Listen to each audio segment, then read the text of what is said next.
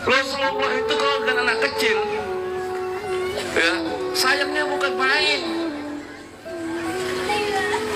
Setiap Rasulullah melihat Hasan Husain bermain dan anak-anak kecil main, Rasulullah saya merangkul anak-anak kecil, lalu mengusap pipinya ketika itu. Ibu sudah melaksanakan sunnahnya Rasul, kebiasaan Rasul. Maka salah satunya dirindukan, semoga kita bukan berselawat kepada Rasul, tapi berselawat dalam bertawasul kepada perbuatan-perbuatan Rasulullah SAW. 14 abad yang lalu Rasulullah berpesan dengan kita, ditulis dalam Al-Quran, sampai Rasulullah berdoa, umatku, umatku. Apa yang terjadi umatku? 25 Al-Furqan ayat 30. Kenapa Rasulullah berdoa seperti ini?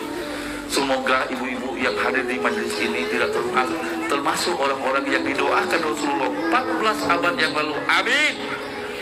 Semoga ibu-ibu hari ini yang hadir di sini termasuk doanya Rasulullah 14 abad yang lalu ditulis di dalam Al-Quran, termasuk orang-orang yang mengenapi Al-Quran, termasuk orang-orang yang dijaga dan tidak sembarangan. Surat 25 Al-Furqan ayat 30.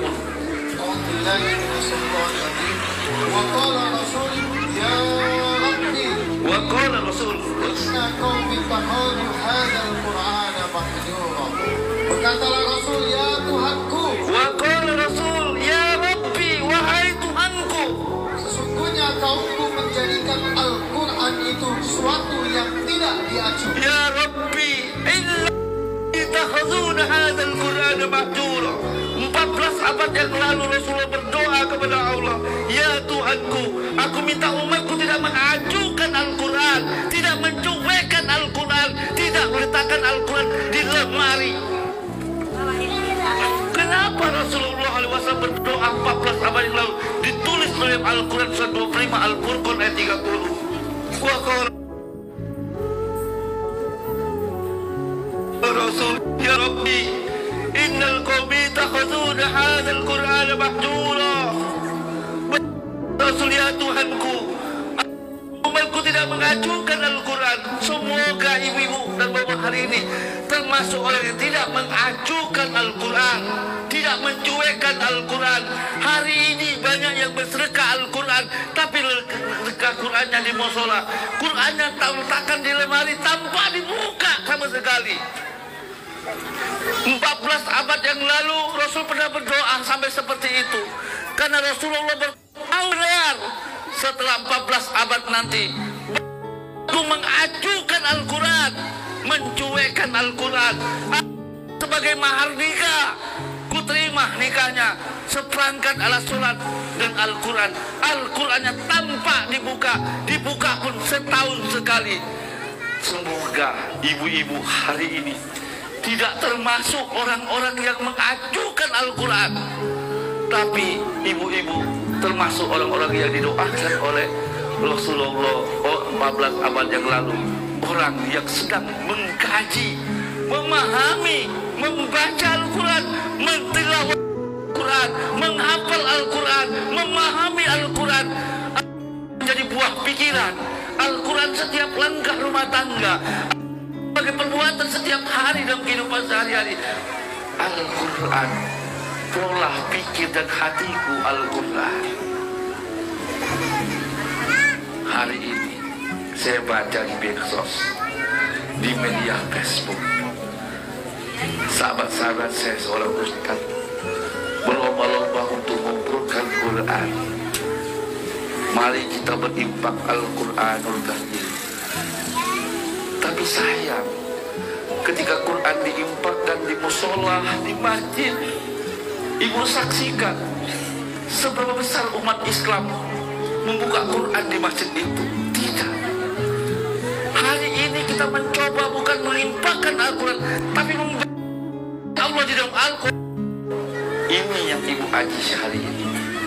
Bu, saya kalau mau sedekah Quran nggak mampu, tapi saya ingin bersedekah isi ayat Quran itu sendiri. Kenapa ibu lakukan hari ini? Sedekah anak yatim, sholat ibu bagus, puasa ibu Senin Kemis bagus, ya. Sholat qobliyahnya bagus, silaturahminya bagus, ke majelis pengajiannya bagus. Tapi Allah mengatakan kamu adalah pendusta. Kamu ikut majelis pengajian tanpa ada tanganmu santunan anak yatim. Surat Al-Maun 107. Hari ini pembelajaran dengan saya bilang polis, ketua majelis bilang, Pak Yai bisa nggak kenali paling sini? Acaranya apa? Pengajian ibu-ibu. Apalagi santunan. Wah, santunan anak yatim. Saya ngisi pengajian yang cukup saya takuti adalah penyantunan anak yatim. Kenapa saya takut? Saya takut hanya penceramah pendusta, sholat pendusta, puasa pendusta, ustadz pendusta, kiai pendusta, lo ceramah aja Jan. Tapi kok nggak peduli dengan anak yatim. Makanya saya bilang, ketua panitianya, berapa anak yatim oleh satu? Ada 21 Ustaz. Saya mau sumpah buku aja. Makanya saya berangkat tadi kemarin pagi-pagi sampai di sini sampai jam 11. Saya bilang dengan tim beli buku, beli alat tulis, buku sih. Jadi hasil hari ini bungkusan itu belinya di sini. Karena saya takut menjadi pendusta, ya, ngaji pendusta, sholat pendusta, zikir pendusta, majlis pendusta, kalau tidak memberi makan anak yatim. Baca coba. Nah, ibu-ibu sudah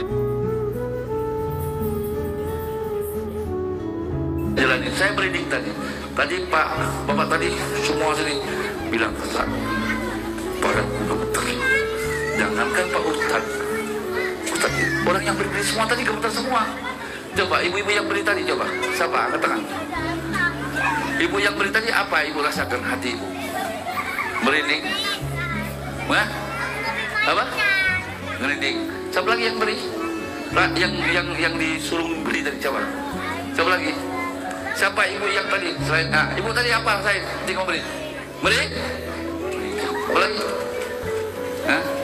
Nah, itulah nanti diberi. Kenapa badan kita ketika berian ayat tadi itu ayat. Ketika ciri orang mukmin, ketika diingatkan nama Allah, gemetar hatinya. Ini yang diingatkan. Maka nembak tadi. Kalau ditekan oleh Bu Sil tadi bisa nangis. Semua jamaah bisa nangis. Coba baca Al-Maun. Allah.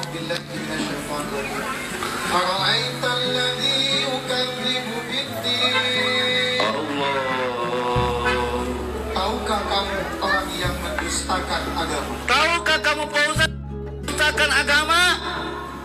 Siapa bisa di majlis, bisa di masjid, bisa di rumah masing-masing.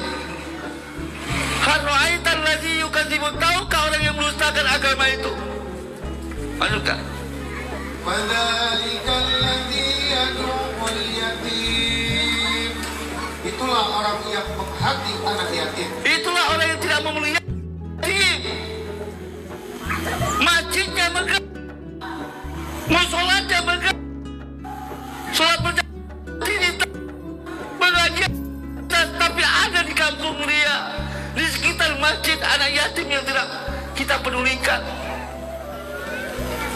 Katanya berselawat kepada Rasulullah SAW, padahal Rasulullah sampai mengangkat di satu riwayat Nabawi, ketika Idul Fitri, ketika itu Rasulullah melihat anak kecil menangis, tidak bermain di Idul Fitri itu. Maka Rasulullah mendekati, kenapa anak itu tidak menangis sendirian di tepi lapangan? Maka Rasulullah mendekat, wahai anak, kenapa engkau menangis? Wahai Rasulullah, kenapa engkau tidak pakaian baru? Kenapa engkau tidak pakai sepatu baru? Sedangkan teman-temanmu bergembira. baju baru, sepatu baru, pakaian seragam sekolah waktu tahun ajaran baru, pakaian baru gitu. Maka Rasulullah bertanya, wahai Rasul, saya tidak punya pakaian baru, saya tidak punya sepatu baru, karena bapak saya sudah meninggal. Wahai Rasul, bapak saya meninggal ketika membela agama Islam, ikut perjuangan Rasul. Rasul ketika itu menangis. Terus kemana ibumu? Kepada anak itu, wahai Rasulullah, ibu saya nikah lagi. Saya punya bapak tiri, saya diusir dari orang tua saya, bapak tiri saya.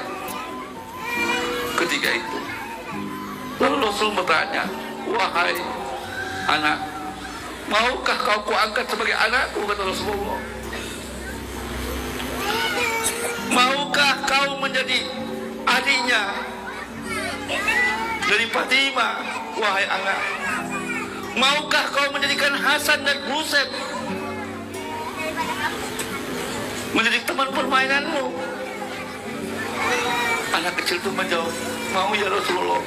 Akhirnya Rasulullah membawa anak itu ke rumahnya, lalu dimandikan oleh Rasulullah, lalu diberi pakaian bagus, sepatu bagus, lalu diberi makan sebanyak-banyaknya. Ketika itu sahabat melihat ketika itu anak tadi, dia gembira, senang, makan begitu banyak. Cara Rasul memuliakan anak yatim tadi. Akhirnya Abu Bakar Siddiq mengangkat anak itu. Wahai Rasulullah, bisakah anak yatim itu saya memelihara? Wahai Abu Bakar, anak yatim ini sampai tidak mempunyai ayah, karena ayahnya ikut berjuang. Disinilah kenapa Rasulullah menikah perempuan begitu banyak. Karena anak yatim itu tidak ada rampasan perang. Ini akibatnya. Jadi kiai salah paham kenapa seorang Rasulullah itu isinya sampai 9. Bukan urusan bawa perang. Nikah perempuan tua itu. Karena ada anak yatim, sahabat-sahabat yang berjuang. Maka karena dari harta rampasan perang tidak mendapatkan anak yatim, maka Rasulullah menikahi isi-isi dari pejuang sahabat-sahabat itu agar anak yatim tadi dapat. Karena nggak dapat itu, ya kan? Coba tahan surat 8 pasal 1. Jadi waktu zaman perang, Rasulullah itu ada namanya harta rampasan perang. Harta rampasan perang itu tidak dapat. Anak yatim nggak dapat. Anak yatim tadi dan janda tadi itu punya uang membantu Rasulullah. Tidak. Maka timbullah Rasulullah menikah. Coba baca 841 pelan-pelan. Keterangannya. Ini memahami konteks poligami Rasulullah. Beda dengan pemahaman poligaminya kebanyakan. Poligaminya baru satu. Bukan untuk ibadah. Ustaz, jangan-jangan bukan pengaruh. Saya tidak tertarik. Kalau saya tahu hukum Qur'annya. Coba baca. Ibu jangan senyum. Saya anti poligami. Coba baca. Coba baca. Karena saya paham. Makan racun maksudnya. Coba baca. Sesungguhnya apa yang saja yang dapat kamu peroleh sebagai rampasan perang. Rampasan perang. Maka sesungguhnya 1/5 untuk Allah. Rampasan perang 1/5 untuk Allah. Terus? Rasul. Kerabat Rasul. Kerabat Rasul. Anak-anak yatim. Anak-anak yatim. Orang-orang miskin. Orang-orang miskin. Ibnu Sabil. Nah, terus? Jika kamu beriman kepada Allah dan kepada apa yang diturunkan kepada hamba tadi di hari yang Furqan, yaitu di hari bertemunya dua pasukan dan Allah Maha Kuasa. Jadi waktu zaman Rasul kan perantau, dapat harta rampasan perang 1/5 untuk Allah, 1/5 untuk Rasul, 1/5 untuk kerabat Rasul, 1/5 untuk anak yatim. Ada untuk janda? Tidak ada. Maka Rasulullah biar janda tadi juga dan dia punya anak yatim, maka timbulnya poligami. 4 ayat 3 pun yatim Kalau mau kiai kawinin terus. Coba baca. Surat An-Nisa. Baca ayatnya tuh pada 3. Dan jika kamu takut tidak akan dapat berlaku adil terhadap hak-hak perempuan yatim, perempuan janda yang nggak punya suami, maka barang siapa seorang kiai mengawini janda itu sama dengan memelihara anak yatim. Maka janda tidak butuh izin dengan wali. Itu kelebihan janda sebenarnya. Maka istri Nabi itu semuanya janda. Cuma satu, Siti Aisyah pun bagaimana kecintaan Abu Bakar. Abu Bakar kepada Rasul, maka untuk mengurusi Rasul ketika ditinggal Khadijah. Semua istri Nabi, ya, janda tua, apa? Di atas Rasulullah semua. Dan itu janda-janda itu sahabat-sahabat Nabi yang berjuang meninggal karena mereka nggak dapat perang, maka Rasul mengawini mereka, termasuk kerabat Rasul, dapat harta uang tadi. Ya kan? Nah, itu anak yatim. Coba aja, perempuan yatim. Kalau perempuan yatim berarti janda, dekati orang tuanya lagi. Coba aja. dan jika kamu takut tidak akan dapat berlaku adil terhadap hak-hak perempuan yatim, bila mana kamu mengawininya, maka kawinilah wanita-wanita lain yang kamu senangi, 2, 3, atau 4. Kemudian jika kamu takut tidak akan dapat berlaku adil, maka kawinilah seorang saja. Jadi kalau kamu tidak berlaku adil, satu aja. Kata Ustadz namanya Kiai, pinter ya. Ya, kan manusia nggak bisa adil, Pak. Untuk kawin 2, 3, 4. Kan manusia. Yai, Ustadz, lu jangan cabul. Baca satu ayat 4 ayat 3. Baca yang lain 429. Maka kalau kiai ketemu saya habisin dia dengan Quran. Lu selain aja Quran 4.1. Bisa nggak adil? Allah ngomong nggak bisa adil. Jangan coba-coba. Coba aja. A'udzubillahi minasyaitonir rajim. Walan tastati'u an ta'dilu bainan nisa'i walau hassatu. Dan kamu sekali-kali tidak akan dapat berlaku adil di antara istri-istrimu. Bilang kamu tidak akan berlaku adil dengan istrimu. Allah yang bilang, kenapa masih dilanggar? Dan kamu sekali-kali tidak akan dapat berlaku adil di antara istri-istrimu. Walaupun kamu sangat ingin berbuat demikian. Walaupun kamu punya keinginan untuk itu, terus? Karena itu janganlah kamu terlalu cenderung kepada yang kamu cintai, sehingga kamu biarkan yang lain terkatung-katung. Hancur.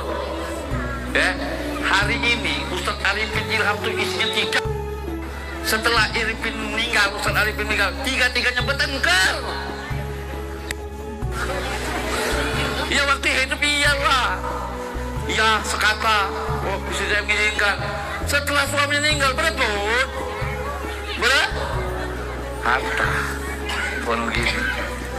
Allah tuh tidak bisa adil. Ya, just one aja. Maka saya kalau mau belajar mau niru kiai sepuh. Siapa? Gusmus 1. Habib Lutfi bin Yahya 1. Gus Dur 1. Said Agil Sirot 1. Lihat kiai muda lah untuk ukuran, ya, umurnya masih 30-40, ya kan? Model kayak saya 40-47, ya kan? Seperti itu. Mau dipercaya, adil dari mana? Seperti itu istilahnya. Jadi kenapa kita tidak boleh mendustakan? Coba lagi 107. Semoga ibu-ibu tidak termasuk pendusta. Boleh lagi. Surat 107, ulang lagi. Nah, semoga ibu-ibu tidak termasuk anak. Coba aja ya. Tahukah kamu orang yang mendustakan agama? Tahukah kamu orang yang mendustakan agama? Terus? Allah. Orang yang menghati anak yatim. Terus?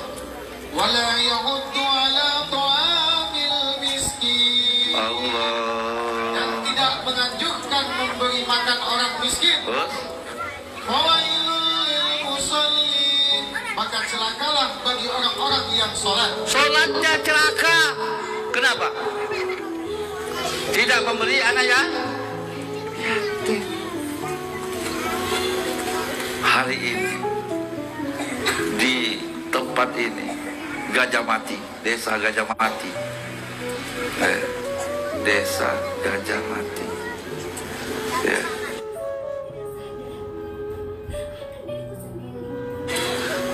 Kantor bapak-bapak tadi dulu ada Gajah Mati, Pak, sampai sekarang disebut desa Gajah Mati, ya, biar nggak mati anak keturunan kita yatim-yatim ini, kita pelihara, jaga. Saya yakin leluhur di sini yang membuka desa ini, pendiri desa ini, itu di setiap majelisnya saya yakin sekali, khususnya di musola ini, pasti tidak lupa setiap panen berbagi dengan anak yatim janda miskin. Dulu musim panen, sekarang masih nggak?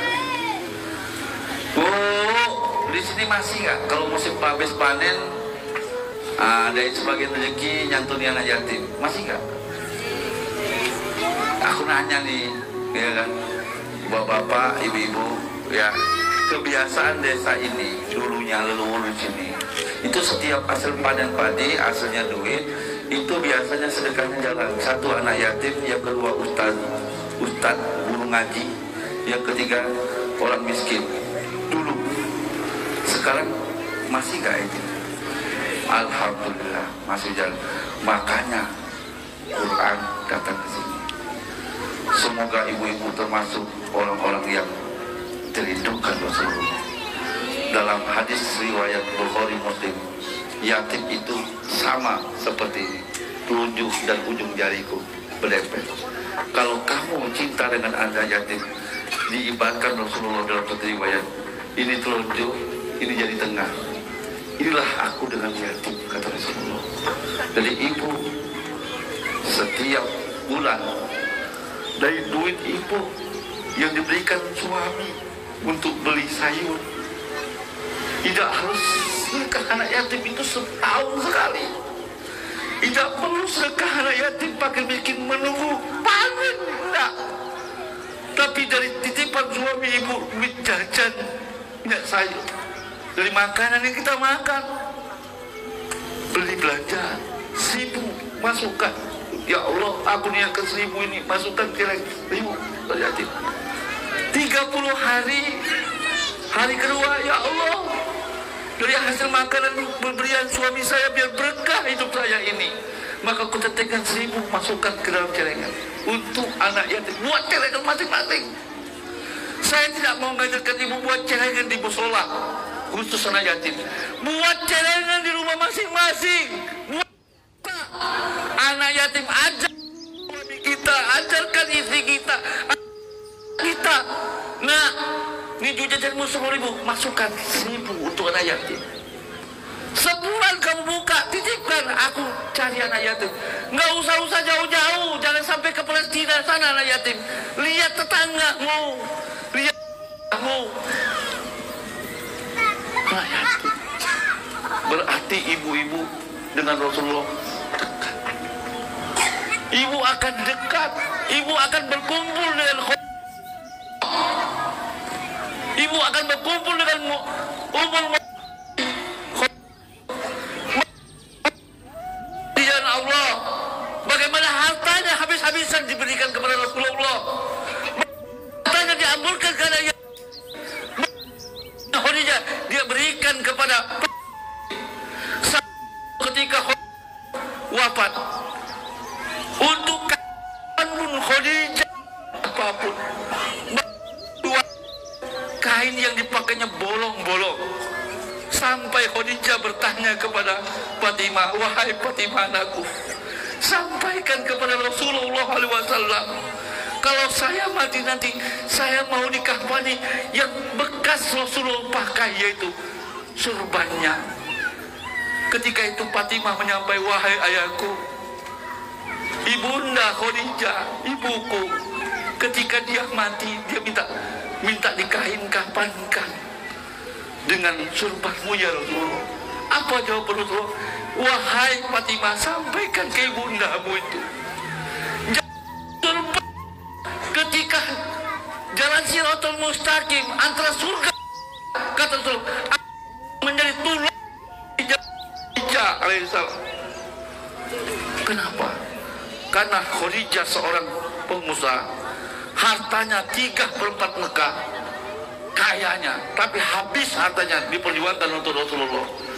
Ibu sebagai Khadijah di rumah masing-masing, dari titipan suami setiap minggu, teteskan untuk anak yatim, teteskan ke janda miskin, teteskan ke fakir miskin, teteskan di situ. Ajarkan anak kita agar kita dekat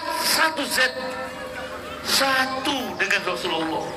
Kita tidak berketurunan zuriatnya Nabi, kita enggak ahlunya ahlul bait, kita bukan habib, kita bukan ahlul bait, kita bukan keturunan Nabi Sayyidul, tapi perbuatan tingkah laku kita harus seperti Rasulullah alaihi wasallam. Karena Rasulullah tidak apa? Karena Rasulullah tidak melihat habaib sebagai keturunan, tapi melihat umat ibu-ibu yang tingkah laku perbuatan kerjanya setiap hari seperti Rasulullah. Maka Rasulullah itu luar biasa. Saya ketika di Pekalongan, lalu ke rumah Habib Lutfi, ya kan? Ketika di rumah Habib Lutfi, setiap Habib Lutfi dapat rezeki amplop itu, ternyata di rumah Habib Lutfi itu banyak anak yatim.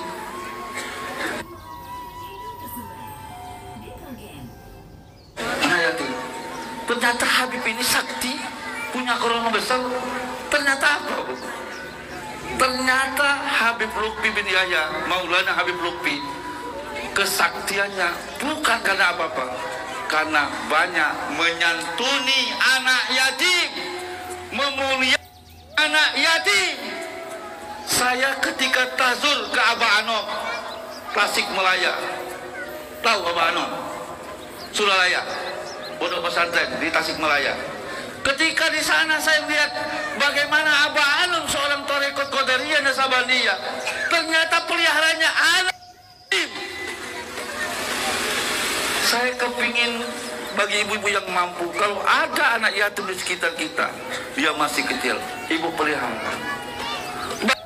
Nggak punya anak, bisa untuk dapat anak. Keistimewaan memelihara anak yatim luar biasa. Jangan kamu hancurkan anak yatim itu, sampai anak yatim itu menjadi luar biasa. Jadi luar biasa keberkahan. Jadi yatim dan Rasulullah seperti jari telunjuk dan jari tengah, berdep. Semoga ibu-ibu yang hari ini kita diberi tanda tanda ayat Allah memuliakan anak yatim. Bagi ibu-ibu yang bersedekah tadi dicontohkan, Boris mana? Bu, tadi kan ibu-ibu kan suruh satu-satu meriah. Ke depan kalau mau bagi sedekah, ibu-ibu digetih biar merasakan energi itu. Ya, jangan ketua pengajiannya saja, ya kan? Jangan ustadznya saja. Jadi semua ibu-ibu ketika ada satu anak yatim, kalau setiap bulan diadakan, ibu-ibu harus merasakan bagaimana memberi. Kalau ada 20 orang, berarti ada 20 orang ibu-ibu memberikan anak yatim. Bagaimana itu sentuhan ayat Quran. Maka apabila dibacakan ayat Allah, Zukirullah wajilat qulubuhum, 8 ayat 2. Tadi ibu-ibu yang menyentuh tadi ya, memberikan ayat yatim, maka ngeriding. Benar? Nah ini ayatnya 8. Itu ibu menunjukkan bahwa mukmin. Ciri orang mukmin salah satunya ketika dizukirullah wajilat qulubuhum. Nah ayat itu, udah. Alhamdulillahi minasyaitonirrajim. Sesungguhnya orang-orang yang beriman adalah mereka yang bila disebut nama Allah, gemetarlah hati mereka. Bukan disebut Subhanallah Ar-Rahman, bukan. Itu disebutkan, ya. Kalau zikir ya Rahman ya Rabb itu menyebut, tapi kalau zikirullah Allah menyentuh. Jadi ketika ibu memberi tadi itu ayat Allah sedang menzikirkan ibu. Al-Mu'minun, ya, iza zukirullah wajilat qulubuhum. Jadi zikir Ar-Rahman itu kalau kita nyebut gini, Ya Rahman, Ya Rahim, Ya Malik, itu baru menyebut. Tapi tadi bukan menyebut, tapi Allah sedang menzikirkan di hati ibu. Maka mari kau dilatih tiap hari, itu luar biasa. Ibu akan menetes air mata ketika itu. Itu saja manfaat daripada anak yatim piatu miskin yang kita lakukan. Saya kepingin ibu-ibu melakukan itu. Tidak harus setahun sekali nunggu panen, tapi dari duit sayur diceplok 100, 1000, itu kan dikumpul dari banyak. Nah yang kedua, masjid kita, musola kita lagi bangun, impaklah di sini. Tapi berimpak jangan berpikir untuk sedekah jariah, impak aja. Dalam kitab dalam kitab Al-Hikam Ibnu Athaillah, antara makrifat tidak ada kaitan dengan amal. Jadi kalau ibu berimpak ke masjid, impak aja. Jangan berpikir bahwa kalian ketika berimpak ke masjid untuk mengharapkan sedekah jariah, nggak akan ketemu. Tapi ketika ibu mengimpakkan dengan murni kepada masjid, apa? Allah akan menyentuh ibu seperti yang dilakukan tadi. Ibu hari ini berzikir, nanti Allah yang menzikirkan. Ibu hari ini membaca, nanti Allah yang membacakan. Itu luar biasa di hati kita. Itu saja yang bisa saya sampaikan di sore hari ini. Saya minta maaf lahir batin, ada kata yang benar dari hak Allah, kata yang salah dari sendiri. Mari sama-sama sebelum kita akhiri, kita minta satu selawat lagi dengan Nabi. Ya, selawat dengan Nabi. Tolong Raja pimpin selawatnya. Satu selawat. Ibu baca selawatnya. Selawat apa? Nalia bisa? Nggak bisa? Selawat biasa umum aja. Coba selawat, ikutin. Saudara